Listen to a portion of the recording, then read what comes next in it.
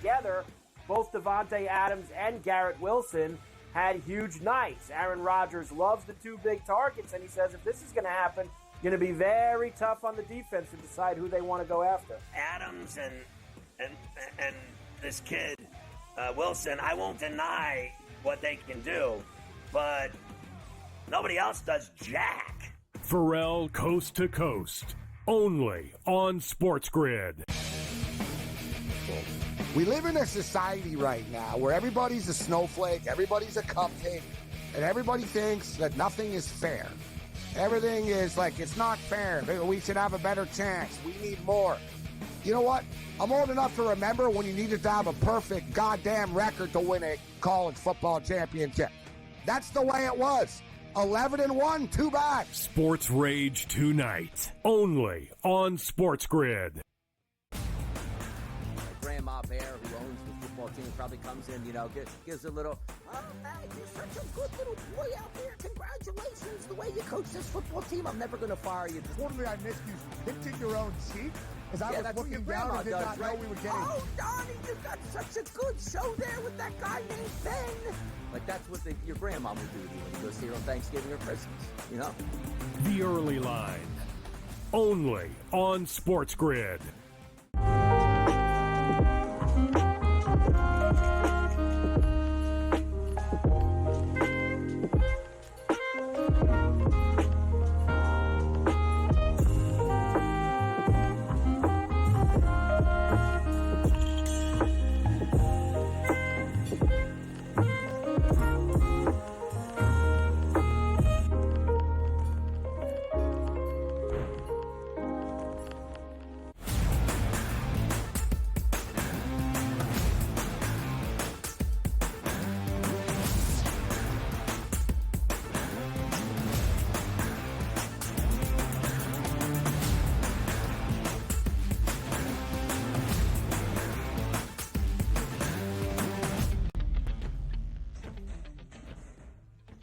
We welcome you to hour number 2 live right here on a Monday, the opening day of a new week. We recap everything from the NFL Week 11 Sunday slate. We set the stage for the Monday night finale in the Lone Star State Showdown at the Star. It's the Cowboys, oh boy, against the Houston Texans. All of that in our second hour, a college football recap from Saturday as well, with just 2 more weekends of the regular season in CFB. And Donnie, here in the second half of the NFL campaign, slow starts, poor performances, they get evaluated with more significance because your window, your margin of error is so much more limited. In the San Francisco 49ers, who entered this year as an incredibly short favorite to win the NFC, they have played in the NFC title game for the previous 5 seasons, have not looked the ilk of a conference contender. Injuries have been a huge component for San Fran, no doubt. But now with a lot of people back healthy, the 49ers have been struggling. Yesterday at home, 5.5-point favorite in Santa Clara in an NFC West divisional showdown against the Seahawks. A Seattle surprise. The Seahawks win outright, 20-17 as that 5.5-point dog. Geno Smith, 13-yard touchdown run with only 12 seconds remaining. In the fourth and final quarter, he led an 11-play, 80-yard drive in just under 2.5 minutes to give Seattle a huge, huge victory. The Seahawks 5-5, but so too are the Niners. And let me just clarify quickly, DRS. I said San Francisco is getting healthier. Christian McCaffrey back for a second consecutive game, but no George Kittle yesterday. And in the opening half, Nick Bosa out. And that defense never looked the same without Bosa out there. That's a devastating injury. But also, let's keep our eyes on the prize here. Quality win for Seattle going on the road here. That's going to be a tight division. We're not knocking the San Francisco 49ers out of the playoffs just yet. They got 2 tough games right on the horizon here, which would be interesting for them to play out. But let's focus here on Kyle Shanahan, boy wonder out here, which is Brock Purdy. 21 of 28, that's efficiency, but only 159 and only 1 touchdown and 1 interception. His QBR rating, he did run the football quite well yesterday, 5 carries for 40 yards and scored that touchdown. But are we led to believe that Brock Purdy is supposed to make more money than Dak Prescott last year, which means he's going to reset the quarterback market? And are there people out there saying, well, what did you want him to do without George Kittle? What, you don't have unbelievable weapons at every position and you can't perform? I'm not going to that level yet, but he's going to have to step his game up over the next couple of weeks to try to overcompensate. Because the one thing we do know right now is Christian McCaffrey yet is not as explosive as when we saw him before these injuries for this season. If he can regain that unbelievable, strength in the backfield and also catching passes, that could change things. With George Kittle coming into the game, I called and said, look, that is a massive, massive loss. He has been that safety blanket, particularly in the red zone, that he can go to, talking about Brock Purdy time and time again. That wasn't there. Who was going to step up? Hey, Debo, where you been? 1 carry, -1 yard, 4 catches, 22 yards here. That guy's got to step up and be that catalyst now for that offense. But people just go back a few short weeks. When Brandon Ayuk got injured, he was the perfect wide receiver for that offense. They just haven't found that remedy for him yet, and they sit at 5-5 on a disappointing season. 91 of the 159 yards Brock Purdy threw for yesterday to Juwan Jennings. They drafted Ricky Pearsall at the end of the first round. No grabs on 2 targets after he seemingly was emerging in the absence of Brandon Ayuk. Christian McCaffrey has had over 100 scrimmage yards in each of his first 2 games this season. 107 last week in Tampa, 106 yesterday against Seattle. I thought it would be more, though, against a pretty bad Seahawks defense, who do win outright. They're both 2-4 straight up and against the spread as an underdog. The Niners at even 500. Seattle's at even 500 at 5-5. The Rams are at even 500 at 5-5. The only team with a winning record in this jumbled NFC West is the Arizona Cardinals at 6-4. The Cards on the bye this past week. They are the favorites, even money plus 100 to win this divisional crown. We shall see. One of the issues, though, DRS, just quickly here to finish off this point about San Francisco, in terms of winning a division, they were close to a $2 favorite to win before the year. Their divisional record now is 1-3. San Francisco has lost to Arizona, Seattle, and LA. The only win against the Seahawks on a short week. They have been bad in this division, and it could be very costly at the end of this season.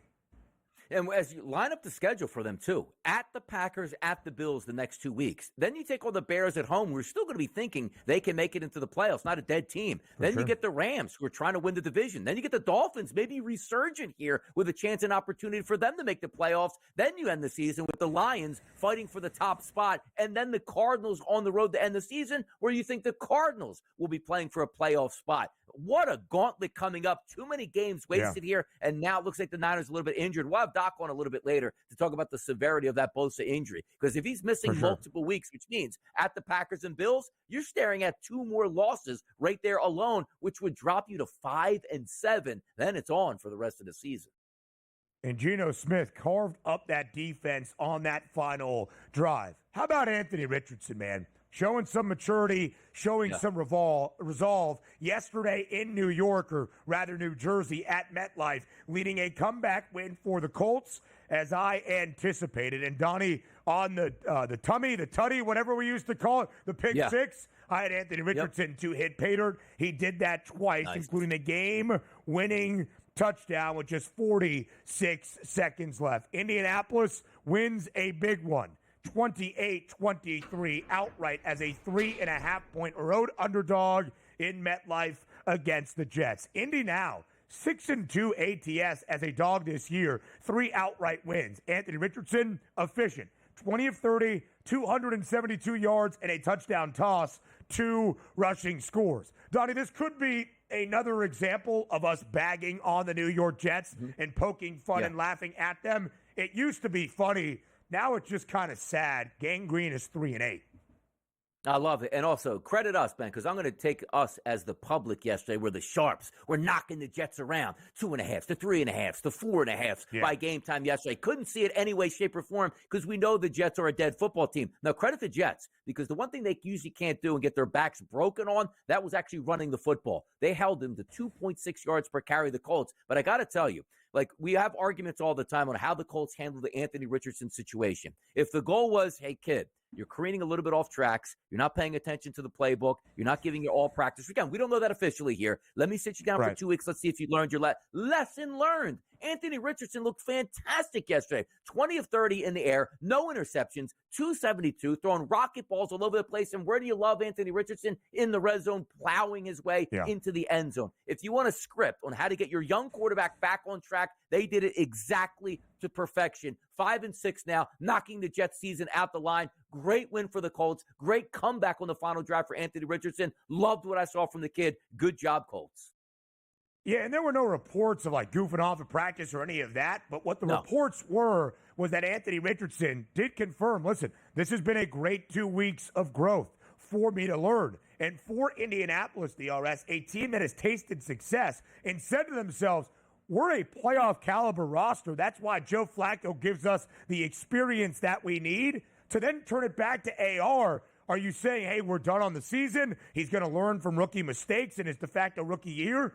You can't really sell that to a locker room, so you needed to win a football game, and Indianapolis does just that. So the Colts, sub 500, still at 5-6, still battling for a wild card spot in the AFC. Perhaps the same for the Dolphins. Miami has now won 2 straight, 34-19, the big home victory yesterday against the Raiders. The Fins covered as a 7.5-point home favorite.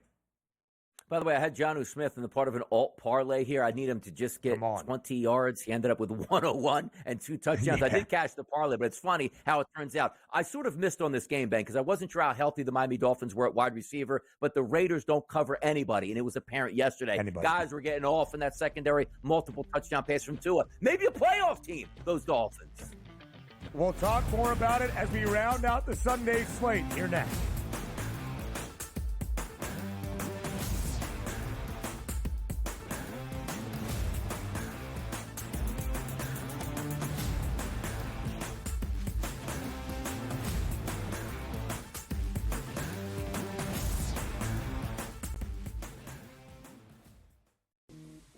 Right here with you on Pro Football Today on SportsGrid. Odds in motion, trying to see what lines have moved throughout the week. Never felt more comfortable in this set than I do for this year. I am ready. I'm just getting angry. The hot takes are going to be here all long, people.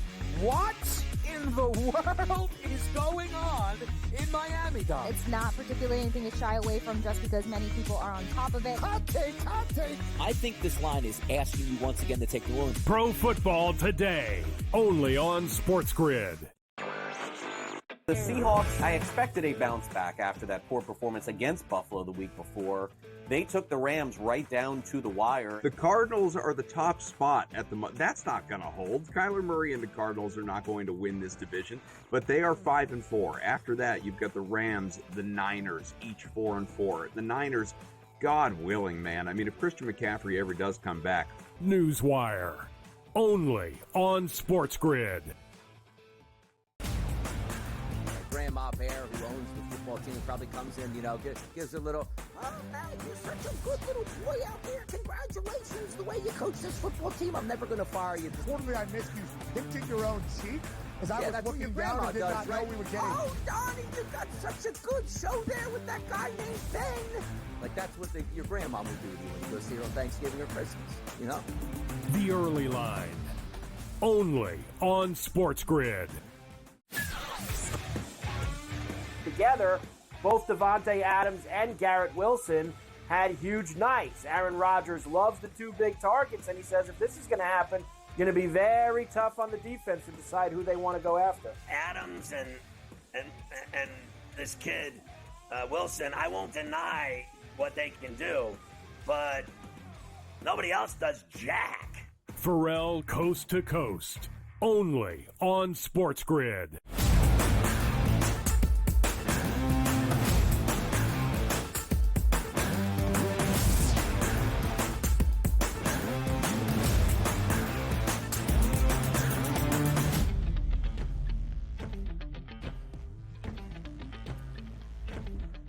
Wrapping up the Sunday slate from week number 11 of this 2024 NFL season. Just quickly on the Dolphins, 34-19, the victory for Miami yesterday at home against the Raiders. Bad organization right now. Antonio Pierce has lost that luster. The Raiders don't really cover in games that they lose, and they're allowing a ton of points. speaking of points, Miami had not scored more than 20 points entering these past 3 weeks. That Tua Tagovailoa has returned at least 23 plus in these games now, with Tua Tagovailoa back under center in 4 consecutive. Yesterday, 34. Over in 3 of 4, covering in 3 in a row. First time as the favorite. Tua Tagovailoa, 288 yards, 3 touchdowns. 2 to the tight end in Jonnu Smith. Tyreek Hill finding pay dirt for a second consecutive game. Miami's still 4-6. A lot of work to do to be in playoff consideration. But given where the AFC is, not out of it just yet. But, Donnie, they're going to have to get through some teams in the AFC West that maybe we did not anticipate being playoff caliber, at least this season. That includes the Chargers, 7-3, and the Broncos. Another victory yesterday for Denver when booked as a favorite. The Broncos now 6-5, bouncing back from a few losses. They absolutely hammered the Atlanta Falcons 38-6. The Broncos just a 1.5 favorite at home in Mile High. DRS, when they have been booked as a favorite, Bo Nix and the Broncos, they're a perfect 4-0 against the spread this year. A comfortable victory at home at altitude. Yeah, football teams sometimes surprise you, and the Denver Broncos this season probably a little bit of a surprise. But just taking a look at the Atlanta Falcons, there are some games that's you know what, you don't play as well, but games where you just lay over, like back-to-back weeks for the Falcons. You're looking at they should be a runaway favorite to win the NFC South, and maybe it's just in the locker room, it's like, you know what, we're probably going to win this anyway. It's Denver, it's elevation. Things aren't going away early. Let's just pack it in. That is a terrible sign for Raheem Morris, brought in as a defensive guy where they can't stop anybody this season. That team is way too talented to go into Denver and get blitzed like that. I mean, come on, Kirk Cousins was terrible yesterday. You can't get Bijan off the ground. That running game doesn't do anything. Nothing at the wide receiver position. That was as bad a football game as you can have from a team that's still expected to win its division. But then again, on the opposite side, the Denver Broncos, sometimes you want to show what a team is made of. And this is why Sean Payton is a great coach. You lose in devastating fashion last week. Teams like the Chicago Bears, they've suffered those losses and don't show up the next week. You get home next week and absolutely play probably your best football game of the season. That shows you a guy that's won a Super Bowl before and has the ear of that locker room and understands, like, hey, we let one slip away. Let's not let 2 games slip away. They were fantastic yesterday. Credit to that locker room and the head coach. And there were certainly some questions, DRS, after a tumultuous first year in Denver about Sean Payton. He had said some things. He wasn't really backing up the talk with Russell Wilson. No questions right now out of the offensive mind. Grooming Bo Nix. 307 yards. 4 touchdowns yesterday for the rookie out of Oregon via Auburn. 4th game in his rookie season already in the first 11. Where he has had at least multiple passing touchdowns and a 70% completion percentage or better. That already matches the most, 4 of them in a rookie season for a quarterback in the modern era of the NFL. That's highly impressive, and it's why Denver is 6-5 and still holding on to playoff contention. DRS, you mentioned Atlanta in the NFC South. 4 of the 6 wins for the Falcons this year against divisional foes. They are 4-1. They are still a minus 550 favorite to win the division. It's going to be really difficult for the Bucs, who, of course, are shorthanded to do anything about it. The Panthers are the Panthers. The Saints actually might have a shot because that one loss for Atlanta in NFC South competition to New Orleans. The Darren Rizzi bump continues. The Saints hammer the Browns yesterday in a dead-even pick'em in the Big Easy, 35-14. Literally minus 108 on the money line for most of the week. New Orleans cashes that ticket. Over 44.5. Taysom Hill, 138 rushing yards in 3 rushing scores. New Orleans has won both games with Darren Rizzi as the interim head man. And how about Valdez Scantling? Like, I mean, who is the guy out here? Jerry Rice, back-to-back weeks, monster plays, 2 catches, 87 yards, and a touchdown, which included a 71-yard jump. But how about this? Again, just looking at the box score, this game ended up 35-14. If we remove the score out of it, said, you know what, Ben, I'm going to give you a little bit of an input here. I'm just going to tell you Jameis Winston's statistics, and you let me know how this game went. 30 of 46, 395, 2 touchdowns, and no interceptions. That sounds like not only a blowout victory for Cleveland, but they get the 35 points on the opposite side, or plus at this point. They couldn't get anything done. Why? Because it's Taysom Hill show. Absolutely. And also Carr chips in. So you got 248 out of your passer, 138 from a quarterback who's a running back and still 67 yards out of Alvin Kamara. That's it. I don't know what happened. Stefanski, multiple years, coach of the year, 2-8 now in the season. Every loss seemed like getting more embarrassing. And remember when Jameis Winston was going to add a lot of life to that offense? Yeah, it looks great the past couple weeks. Yeah, it's unfortunate, right? He threw for a ton. He threw for both touchdowns. They really haven't been doing much. In fact, DRS, in those 8 losses, just one cover. It was against the Birds a few weeks ago. Cleveland out of it. New Orleans, a little bit of life. And in that NFC West, as we shared, Donnie, 3 teams at even 500, 5-5, and only 1 team in front by a game. That's the Arizona Cardinals. The Rams needed to win yesterday in Foxborough. They do just that. Got a little bit dicey at the end, but really, L.A. mostly in control. 28-22. Los Angeles covers as a 4.5-point road favorite, over 42.5. Matthew Stafford, 295 yards, 4 touchdown tosses. This is the recipe of success for L.A. Puka Nacua, 123 yards, touchdown. Cooper Kupp, 106 yards, 2 tuds. L.A. wins on the road. Eagles got a tough one next Sunday night in L.A. because the Rams are healthy at the right time here. Quarterback playing well, running back playing well, both wide receivers. And by the way, yesterday, Puka Nacua had like 100 yards before Cooper Kupp got 10 yards. Look at the final statistics. 7 for 123 and a touchdown for Puka, 6 for 106 and 2 touchdowns for Cooper Kupp yesterday. That's a great bounce-back performance after a lackluster effort where you lost to the Miami Dolphins. I know it's the Patriots, but going West Coast to East Coast after that week here and they got that victory, that's a good win. Drake Mays looking better, a couple of rookie mistakes, but looking pretty good. The Patriots are not as bad, maybe, as we anticipated, but a win the Rams had to have, and they got. Now, where Matthew Stafford went to college, Georgia and Tennessee up next.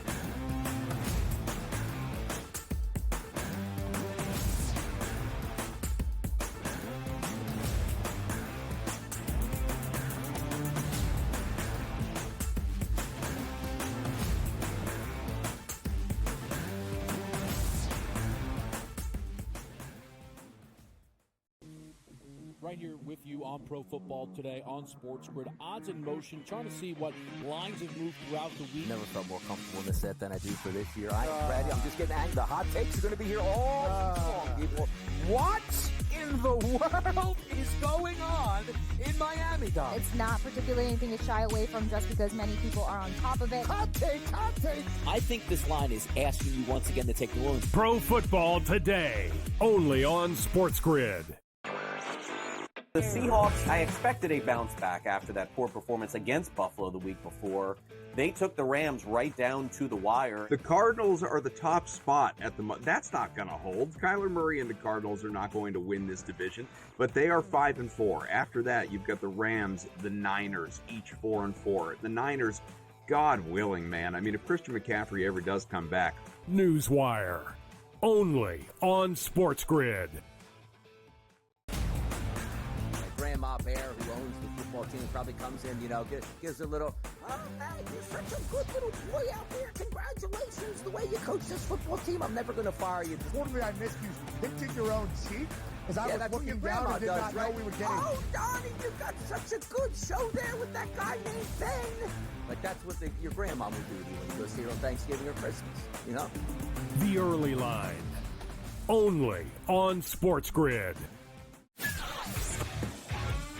Together, both Devontae Adams and Garrett Wilson had huge nights. Aaron Rodgers loves the 2 big targets, and he says if this is going to happen, going to be very tough on the defense to decide who they want to go after. Adams and this kid, Wilson, I won't deny what they can do, but nobody else does jack. Pharrell Coast to Coast, only on SportsGrid.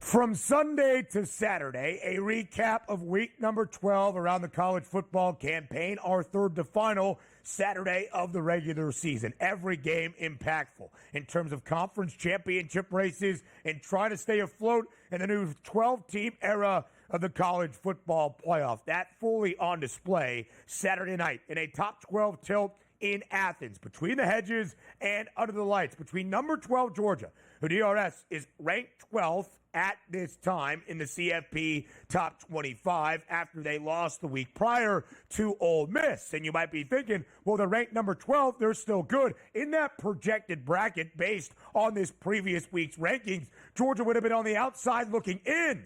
Caused quite a stir entering Saturday night. So Georgia in a must-win game to keep their resume still looking solid. They do that. They beat Tennessee by 2 touchdowns, 31-17. They cover as an 8.5-point home favorite. Total earlier in the week, 48.5. Stays under. That's where I bet it. Closed at 46 and a hook. And it was a huge game for Carson Beck to get back on track. Multiple turnovers in the 4 previous games for Georgia in SEC action where they had been booked as less than a 3-score favorite. 347 yards, 2 passing touchdowns, no turnovers, and a rushing score as well to move past Tennessee 31-17. Yeah, Iamaleava with the quarterback injury the previous week before, upper body / concussion. How about that? Cleared him to play in this game. 167, no touchdowns. Didn't help out all that much. But let's flip it over to Georgia, who I thought would win this ball game. Favored and at home, that's what you're supposed to do. More so than the win itself, Ben. 25 of 40, 347, and 2 touchdown passes. Boy, I needed to see that from Carson Beck. Coming into the season, one of those guys you thought would be a Heisman Trophy-winning quarterback. Why? Because Georgia was so strong, and he's such a talented quarterback, sort of by the wayside in some of those big moments. But that's a monster night. Also, you enter into the game without ETN, your top running back, and Nate Frazier, yeoman's work there. 19 carries, 68 yards, and a touchdown to sort of focus on that ground game. And shout out Oscar Delp, waking up here. 2 touchdown catches earlier in that football game to sort of put it away. I liked what I saw from Georgia, but again, my top takeaway was give me that Carson Beck. Georgia can beat anybody in college football if he plays anywhere near what he did Saturday night, Ben.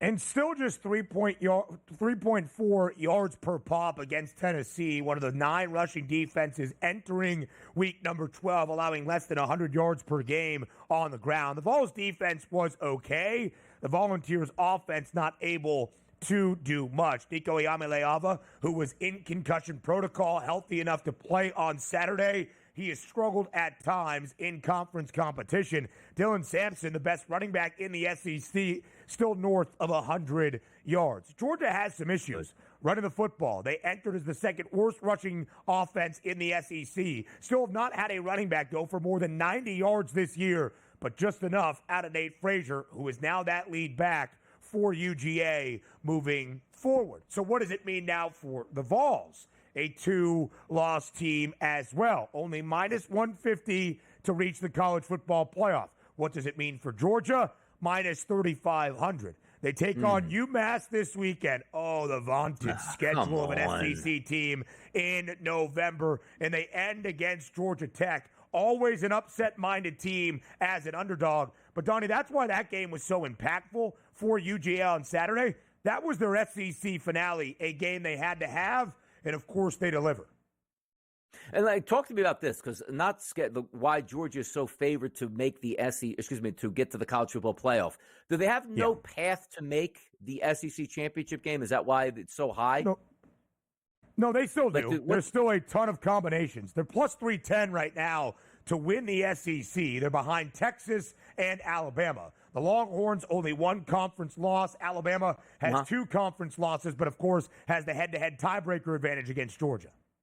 So how crazy it is in college football, which I love, is that Georgia is actually hoping they don't have to play in the SEC championship game, which is so wild at this point, because then they make it in. Whereas if they play a tough competition and lose, yes, they're still one of the top 12 teams in the country in our eyes, but that 3 losses knocks them out. It's just a wild – we haven't seen this type of way play out before, because usually it's let me just get to that SEC championship game and beat a legitimate contender so I can vault my way into the playoff. And now we're saying I don't want to make it in because I don't want to have a chance at a loss, which then I still catapult myself into the college football playoff. It's madness, and I love it. For sure. It's the expanded and realigned conference and the expanded era of college football playoff. These mega leagues with so many teams in the running because we are no longer having divisions. where you almost don't want to get to the conference championship game, which used to be one of the defining factors on your resume to get into the 4-team college football playoff. All these things we're figuring out. More college football next.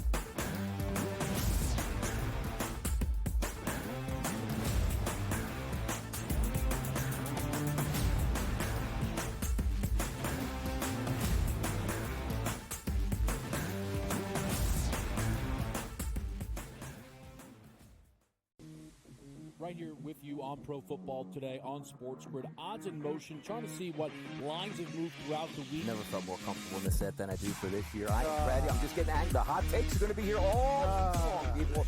What in the world is going on in Miami, Dom? It's not particularly anything to shy away from just because many people are on top of it. Hot take, hot take. I think this line is asking you once again to take the Orleans. Pro Football Today, only on SportsGrid. The Seahawks, I expected a bounce back after that poor performance against Buffalo the week before. They took the Rams right down to the wire. The Cardinals are the top spot at the that's not going to hold. Kyler Murray and the Cardinals are not going to win this division, but they are 5-4. After that, you've got the Rams, the Niners, each 4-4. The Niners, God willing, man. I mean, if Christian McCaffrey ever does come back. Newswire, only on SportsGrid. Grandma Bear, who owns the football team, probably comes in, gives a little, oh, hey, you're such a good little boy out there. Congratulations, the way you coach this football team. I'm never going to fire you. Totally, I missed you pinching your own cheek as I was looking down and did not know we were getting. Oh, Donnie, you got such a good show there with that guy named Ben. Like, that's what your grandma would do to you when you go see her on Thanksgiving or Christmas, The Early Line, only on SportsGrid.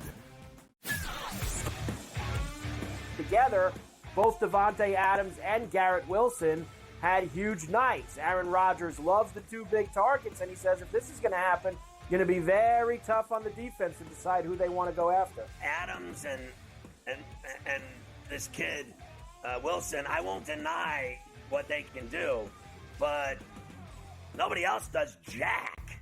Pharrell Coast to Coast, only on SportsGrid.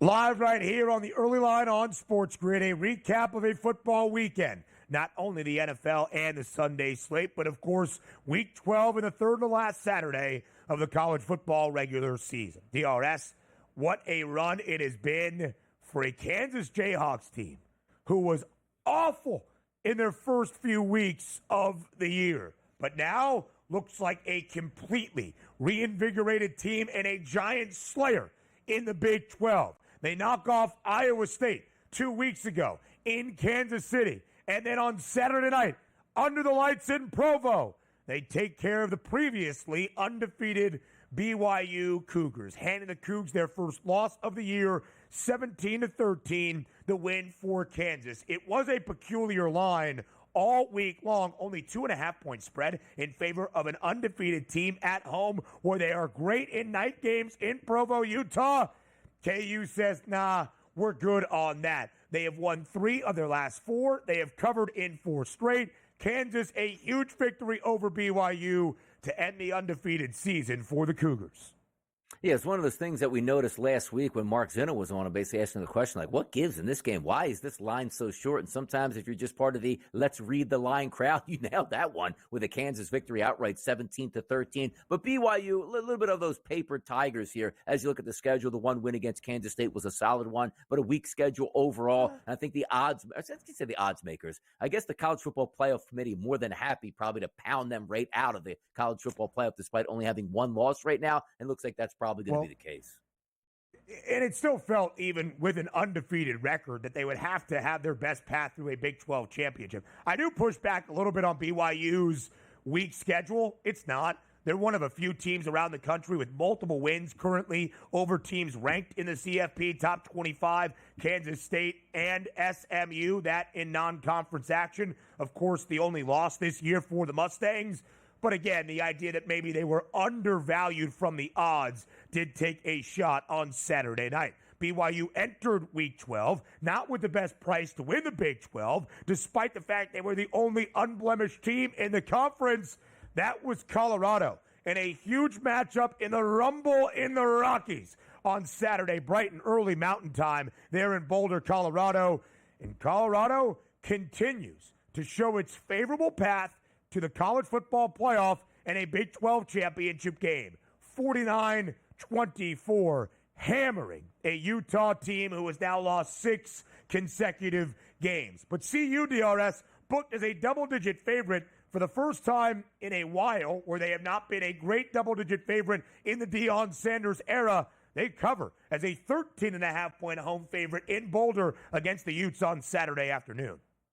Yeah, you play who you play. I mean, I thought it was a great move, too, because at the beginning of the season, you look at the reinvigorated Big 12, which lost a lot of their competition. I thought it was a great move for Colorado, as opposed to, let's just say, going into the Big 10, making a move to the Big 12 instead, because that's a division and a conference they can compete in. They lose to Nebraska early in the season, which was a tough loss, but you got to credit Deion Sanders, what he took over and what it's become. And also, you only play who's on your schedule. It's a very weak schedule that they played. And also, Utah was supposed to be maybe the best team in this conference due to injury. That's not Colorado's fault. They hammered it. It wasn't 49-48, like, oh my goodness, we barely got by. This team looked like a team that's ready and destined to take on a Big 12 championship game and get to the college football playoff. You play who you play on your schedule. Colorado's beating those teams. Kansas and Oklahoma State, they'll be favored in both of those games, I would believe, moving forward. And there you go. Big 12 championship game for Deion. Coach of the year type stuff here.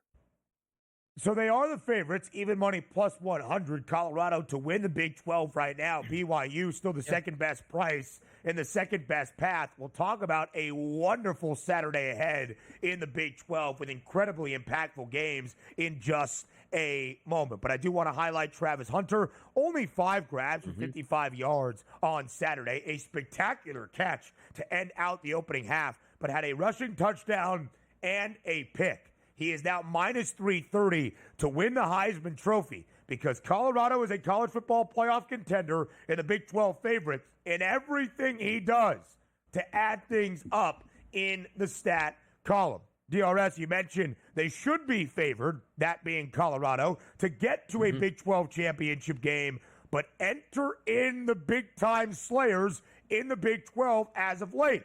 They will head to Arrowhead to take on Kansas on Saturday afternoon. The Buffaloes, a 2.5-point favorite against the upset-minded Jayhawks. Arizona State now takes on BYU. The Sun Devils, a huge victory in Manhattan, Kansas against K-State on Saturday night, winning outright as a touchdown underdog in the Little Apple. Arizona State will welcome BYU into Tempe in the Fear the Fort Devils, a 3.5-point home favorite. Huge 3:30 p.m. Eastern Time slate, week number 13 in the Big 12. All right, DRS, elsewhere in the Big 10, number 1 Oregon. Although I didn't think it was going to be competitive, it was in Camp Randall, surviving and rallying late against Wisconsin, 16-13, the victory for the Ducks. Not great offensively. Jordan James was solid on the ground, but defensively doing just enough against a bad Wisconsin offense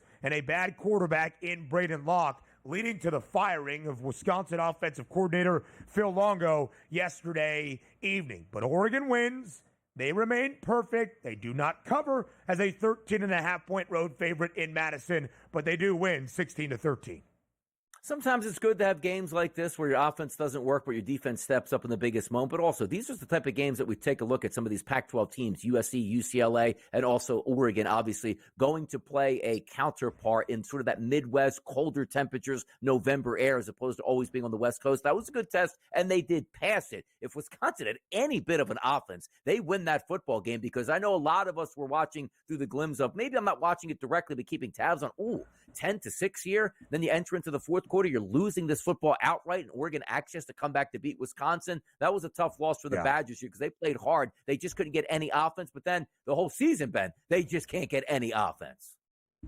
And that's been the issue. And it's why the Dairy Raid is no more in Madison, Wisconsin. So Oregon remains perfect at 11-0. Bye week this week for the Ducks. the border battle and the rivalry in the Pacific Northwest against the Huskies of Washington to end out the year. Huge game in the American early on Saturday, and Tulane remains perfect in AAC competition at 7-0. They've also covered in 6 of 7. They hammer Navy in Annapolis. The midshipmen did lose their starting quarterback, who has been great this year, Blake Horvath, early, but Tulane 35-zip. Blasting Navy on Saturday. They cover as a 7.5-point favorite. South Carolina and Missouri in a great game. The Gamecocks have been great this year. They have won 4 straight, covering in 5 in a row as well. Not on Saturday necessarily against Missouri as a hefty favorite, but a big victory, 34-30. Yeah, Beamer ball out there. How about Lenora Sellers, 21 of 30, 353, 5 touchdowns and 1 interception, and then chips in with 14 carries for 45 yards. Beamer ball working out in South Carolina. How about that?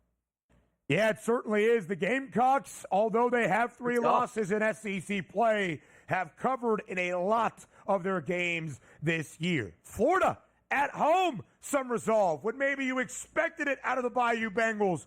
Nope. Brian Kelly's having a miserable third year in Baton Rouge. Florida wins outright as a 3-point home underdog in the Swamp, 27-16.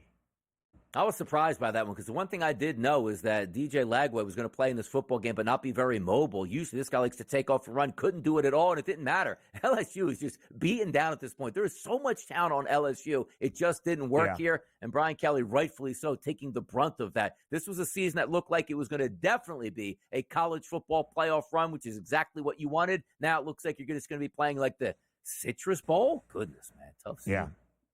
Garrett Nussmeier has not been good. Texas survives in Fayetteville, 20-10. Cade Klubnik, 50-yard touchdown run with just over a minute remaining to keep Clemson's hopes of an ACC title alive. And Ashton Genty and the Broncos used a huge second half against San Jose State to win by 3 touchdowns. A preview of Monday Night Football next.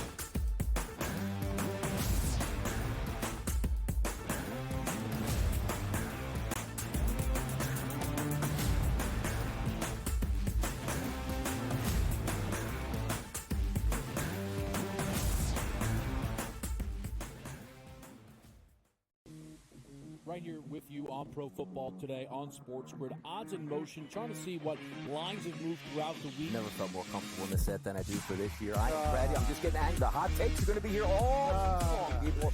What in the world is going on in Miami, Don? It's not particularly anything to shy away from just because many people are on top of it. Hot take, hot take. I think this line is asking you once again to take New Orleans. Pro Football Today, only on SportsGrid. The Seahawks, I expected a bounce back after that poor performance against Buffalo the week before.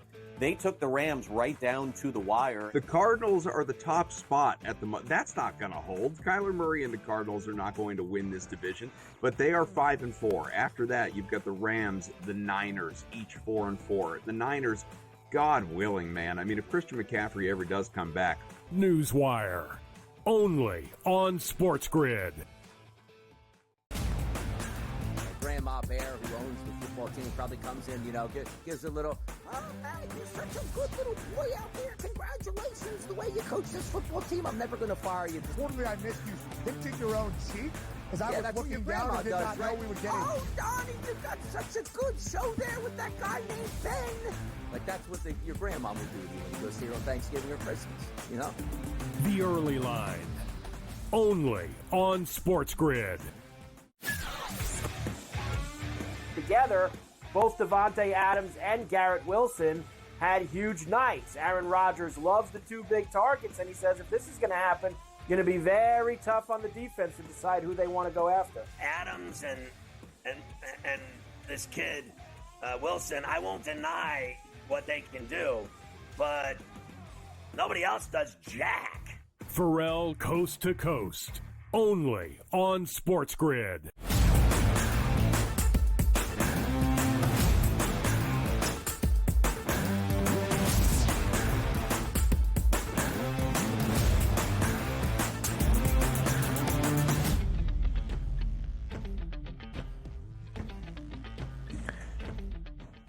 We will preview Monday Night Football in a matchup where an NFC East team will turn to a backup quarterback. That's Dallas, of course, and Cooper Rush. DRS bright and early on this Monday morning following the Sunday slate, a Sunday and weekend that the New York Giants had off after an overtime loss in Munich to the Panthers, and then the bye week after the international game. The Giants have made a quarterback decision. The Daniel Jones era in New York is officially done. He is going to be benched, not for Drew Lock, who they paid $5 million this offseason. That's weird. But touchdown Tommy Cutlets, Tommy DeVito, takes over as the starting quarterback for this Giants organization. DRS, it's not overly surprising that Daniel Jones is now going to be riding pine with a New York team at 2-8. He hasn't been awful this year. He also hasn't been good at all. I would say that's exactly what Daniel Jones is as an NFL starting quarterback. But his time as the Giants starter, that's a wild start to the clip reel right there. His time as the Giants starter has now come to a close. And it should be coming to a close. It should have came to a close 2 years ago. But let's understand the Giants' evolution. We all laughed at the Giants and Dave Gettleman when they drafted Daniel Jones. Hey, look, we can have a reclamation. No, he wasn't a great quarterback in college. It was hilarious that you drafted him that high. And it never worked out. Like, he was better as a rookie than he was as his progression over the next couple years, which then turned out to be he's a good quarterback because he throws a half of a touchdown per game on an NFL season. But the best part about this is you blow Dave Gettleman out of there, who is a horrendous general manager, and set that franchise back. And you said to yourself, at least I said, Ben, you can't get a worse GM than Dave Gettleman.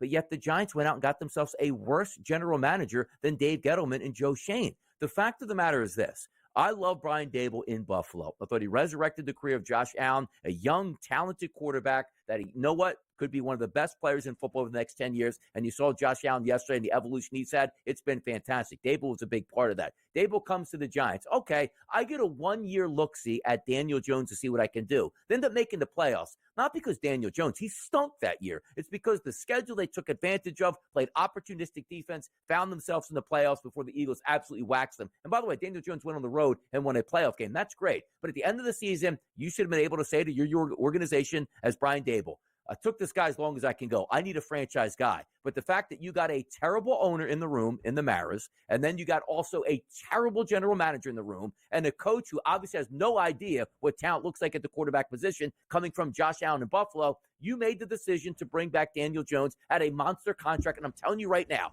not a single other NFL team was going to offer Daniel Jones $1 to come back. You signed him. But also, Ben, the favorite part about the story is, the best part about the Giants signing Daniel Jones, they told you was, well, if he stinks, we can get out of it after 2 years. Well, 2 years is up. He stinks, and you got out of it. Everybody must go in that front office, including the coaching staff for the New York Giants. And that's the question now, DRS, right? It's not the New York Giants trying to resurrect their season to be a playoff team and win 7 straight to end out the year. It's not going to happen. Tommy DeVito might give you a thrill, but really you're looking at a top 5 or top 10 pick in your quarterback of the future for this Giants organization. The question then is, you seem pretty effusive there that these guys are out. I'm not sure, right? Because Brian Daboll and Joe Schoen were not the people to select Daniel Jones, and yet they did kind of anchor their ship toward him when they paid him a $40 million per year deal, which is maybe even more damning in a way because you knew what he was. I expect them to be gone. We shall see if they'll get a second chance. Maybe a head coach, not the general manager. I'm not entirely sure what the future holds in New York. And again, when you look at Daniel Jones, just a little bit more than 2,000 yards this season, 63% completion percentage, 8 touchdowns to 7 interceptions. The only good thing, Donnie, about the deal that Joe Schoen orchestrated to bring back Danny Dimes was the fact it was heavily front-loaded and they could get out after 2 years, which is exactly what is happening. Yeah, exactly. And that's he was smart enough to do that, but dumb enough to sign this player. And also, you can't come into a better spot here as a general manager and a head football coach, have a 1-year look-see, make the playoffs. But the city is yours at that point. Get the quarterback that you want. How many times do we talk about, like, hey, the new general manager ownership's going to come in. They want their own coach. They want their own quarterback at this time. They had a chance to do that, but they signed away their rights with Daniel Jones here, only to find out after 2 years what we already knew. He is a terrible quarterback. So let me get this straight. I'm going to trust this general manager to go into this draft and pick me the best quarterback and this coach to coach him when they told us that Daniel Jones was the best fit for this offense. I don't buy it one way or another. But if I were to put odds right now on who's coming back next year, Mara's still going to be able to walk in there and talk to Joe Shane and Brian Dable next year, and it's going to be a disaster. Cut bait immediately with both of those guys. They showed you their cards. When the I say this all the time. When the public knows before the front office and the coach that your player stinks, that's an issue. And it was always the case. Giants fans are smart. They knew Danny Dimes stunk. Of course, the hardcore guys will always tell you that he was good. But everybody around the league, me as an Eagles fan, we laughed out loud when Daniel Jones got signed back here. That's the first indication you made the wrong decision. Rectify, blow everybody out there, and start again. So get ready, buddy, to watch some Thanksgiving football a week from Thursday. Cooper Rush and the Cowboys. Tommy DeVito and the Giants live from the Star. Maybe start your feast early. Take a nap. Way, Ben, I'm not in. Yeah, go ahead. Let me ask you a question here. Like, that should be the public poll tomorrow for us. Should we be able to flex out Thanksgiving games? Why can't we do that? That is a prime time spot that you want the best available games on each time. It's time for the NFL to flex Thanksgiving Day games. That's what I'm saying. Maybe so, Donnie, but it's never going to happen because the paycheck that comes to Jerry Jones, the most impactful owner in the sport, and, of course, the Ford family in Detroit, they are never passing on. At least the Lions are sick. That'll be awesome. I don't know what the Thursday night Thanksgiving game is. Well, for second time in 2 years, at least. Yeah, well, but 50 years of horrendous football, which is why they got the noon game, because they used to get blown out. We said, all right, let's just get to the Cowboys game. Now it's the complete opposite. Like, let's fast forward the Cowboys game. Flex football on Thursdays, which includes Thanksgiving. Get on board, Commissioners. Yeah, Commissioner right side. The Monday night game next.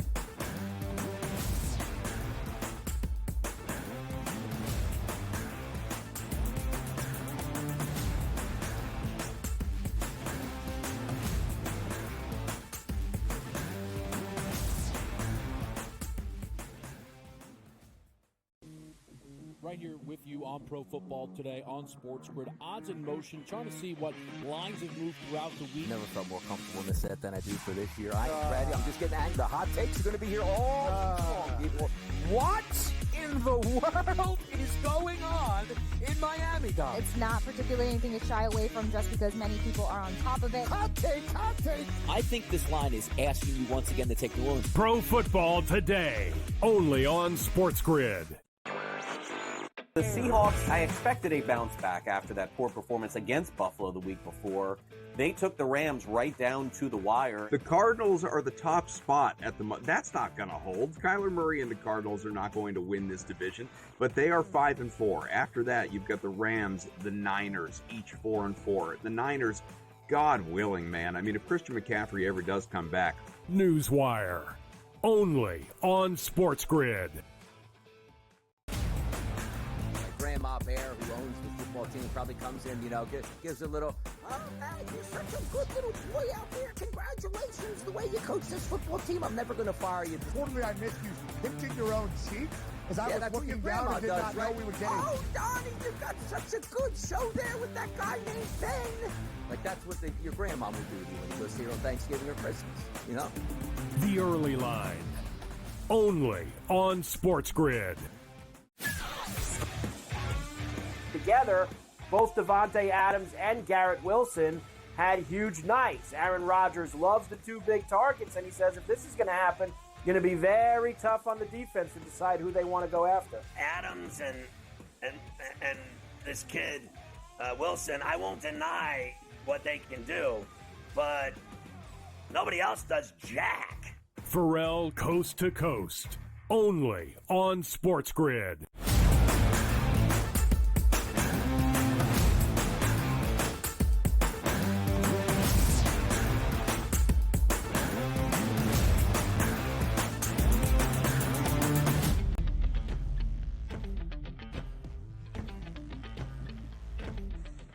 One final game for week number 11 of this 2024 NFL season. It's a Lone Star State showdown tonight in Dallas. Cooper Rush and his Cowboys welcome in C.J. Stroud and his Texans. Houston on the road, but of course in state. 7.5-point favorite now against the Cowboys at the Star. No need to worry about where the sun is going to be, as this game will kick at 8:15 p.m. Eastern time tonight. 41.5 is that total. DRS, it's more than a touchdown spread in favor of the road team, who is getting a little bit healthier. Welcome back, Nico Collins. Of course, the story for the Cowboys is Cooper Rush starting his second consecutive game for Dallas. Just how competitive do you think this game will be tonight on a Monday? I probably think it will be competitive from an aspect of the Houston Texans understand as long as they don't turn the football over 5 or 6 times tonight, they'll win this game and probably win it going away. So I do think we have some competitiveness. Here's the tough part about the NFL that sometimes handicappers fall into. You see a game that's so poor the week before, and you try to grade it on that. Like we saw the Denver Broncos get smoked one week, then almost beat the Chiefs, then come back and you saw smoke the Atlanta Falcons. But if we're just going off like a one-game one-off, here's the tough part. Cooper Rush was so bad last week. Sometimes you understand, like, okay, it's a backup quarterback, just didn't play well. Ben, he looked like he never played football before. And that's what you're trying to handicap into this game by saying, what is Cooper Rush's ceiling? Is it 17 completed passes and most of them dink and dunks? Is he going to be able to push the football down the field? Like, I get no vibes that they can even be competitive on offense, which from a prop perspective ruins half of the football game for me when I'm trying to line up. Like, I think Rico Dowdle can have some room on the ground. But if the Houston Texans understand that we're going to put 8 in a box and you can't throw the football, how effective can your running be? And also Cooper Rush to make that big play downfield where he couldn't even throw the football 5 yards in the flat to a wide open wide receiver last week. That's the adjustments I'm trying to make for tonight's game. So for me, just to take a contrarian view and say, let me take the Cowboys, no way, shape, or form. Like, this team just flat out stinks. And if you don't have a quarterback that can just make simple plays, how do you expect to win a football game on a Monday night against a team that's angling to win their division and is clearly a better football team than you just to start the game? Yeah, and Donnie, I think that's really well said, what you just stated right there. Based on what we have seen out of Dallas all year, but especially last week with first Cooper Rush and then Trey Lance and 2 quarterbacks combining for less than 50 total passing yards, unless they completely flip the script, which is not anything we have seen out of this Dallas team this year. How can you even take 7.5 points with this team at home? If you're looking for something, maybe it's the fact that Houston has not been a great cover team this year. They did cover last week as a home favorite on Sunday night, despite somehow, some way losing to Detroit with 5 interceptions thrown from Jared Goff. Then the Texans also threw a bunch of interceptions, 2 in the second half. They looked good in the opening half, bad in their last 2 quarters. They have been a bad second half team each of their past 2 weeks, against the New York Jets on a Thursday night, last week against Detroit. The Texans are the only team, DRS, with a winning record in the AFC South, and that's good. And Houston has swept the Indianapolis Colts, their toughest competition in that division. Again, that is good. The Texans have not looked overly impressive, as we expected them to be here in this sophomore season with C.J. Stroud. Again, 4-5-1 against the spread, favored in 7 of 10 games, 2-5-1 ATS. As a favorite with C.J. Stroud, 5-9-1 against the spread since the start of last year. Again, you're not really getting, it's only 4.5 points. I'll lay it with the Texans on the road against a dreadful Dallas team. It's more than a touchdown on this Monday night. Yeah, it is. And it should be a touchdown favorite because what is the ceiling for the Cowboys? Like, I didn't look at their team total, but I wouldn't be surprised 13.5, somewhere in that range. Like, them to get 2 touchdowns would be incredible. It's actually 16.5, which is incredible to me, showing that they really can't move the football. But understand this. If Nico Collins, who's expected to come back healthy, and they did the right thing by Nico Collins, didn't rush him back last week, gave him the extra week. Before being injured on Pro Football Focus, he's the number 1 rated wide receiver. Now you step into a secondary, you can light up, which means Tank Dell, who's trying to be that number 1 wide receiver, can step back to number 2. John Metchie, who's actually having a decent season now, finally getting into the end zone for the first time in his NFL career, can step in that 3rd spot. And Dalton Schultz, who used to be a Cowboy player, now returning home to play in this game. Mixon should be fine. Like, if your go-to guy in this game, Mixon anytime touchdown, more than 50-plus yards on the ground, which is going to put you in that realm of 60, 70, 80 yards to get his actual total. That's the way I would play this out. But it's such a tough game to grade, knowing how poor Dallas was last week with Cooper Rush, expecting them to be more efficient this week. I don't see it. We'll talk more about it when hour 3 starts here next.